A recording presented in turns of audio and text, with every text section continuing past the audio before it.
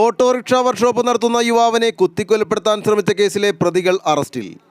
പുതിയ road signal junction ഭാഗത്ത് autorickshaw workshop നടത്തുന്ന ലൈബിൻ ഫ്രാൻസിസ് എന്ന യുവാവിനെ കുത്തിക്കൊലപ്പെടുത്താൻ ശ്രമിച്ച കേസിലെ പ്രതികളാണ് പിടിയിലായത്.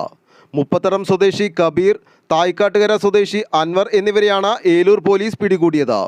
മാർച്ച് 14-ാം തീയതി വ്യാഴാഴ്ച വൈകിട്ട് 3 മണിയോടുകൂടി വർക്ക്ഷോപ്പിനുള്ളിൽ കയറി ചെന്ന് ബഹളമുണ്ടാക്കുകയും ലൈബിനെ പുറത്തേക്ക് വലിച്ചു കൊണ്ടുപോയി കയ്യിൽ കരുതിയിരുന്ന കത്തികൊണ്ട് വയറിലും ഇടത് ഷോൾഡറിലും വലതു കണ്ണിന് താഴെയും കുത്തിപ്പരിക്കേൽപ്പിച്ച് കൊലപ്പെടുത്തുന്നതിന് ശ്രമിച്ച പ്രതികളെയാണ് അറസ്റ്റ് ചെയ്തത്. കളമശ്ശേരി ജുഡീഷ്യൽ മജിസ്ട്രേറ്റ് കോടതിയിൽ ഹാജരാക്കിയ പ്രതികളെ 14 ദിവസത്തേക്ക് റിമാൻഡ് ചെയ്തു. ഇൻസ്പെക്ടർ ഷാജി KM, സബ് ഇൻസ്പെക്ടർമാരായ Shafeeq, Shajil Kumar, assistant sub inspector Suresh Babu, senior civil police ഓഫീസർമാരായ Shando PP, Anirudhan VV, Dayal EK എന്നിവരാണ് അന്വേഷണ സംഘത്തിൽ ഉണ്ടായിരുന്നത്. ആലുവ ലൈവ് ന്യൂസിനു വേണ്ടി സിദ്ദീഖ് കാരക്കാടനൊപ്പം സനൂപ് കളമശ്ശേരി.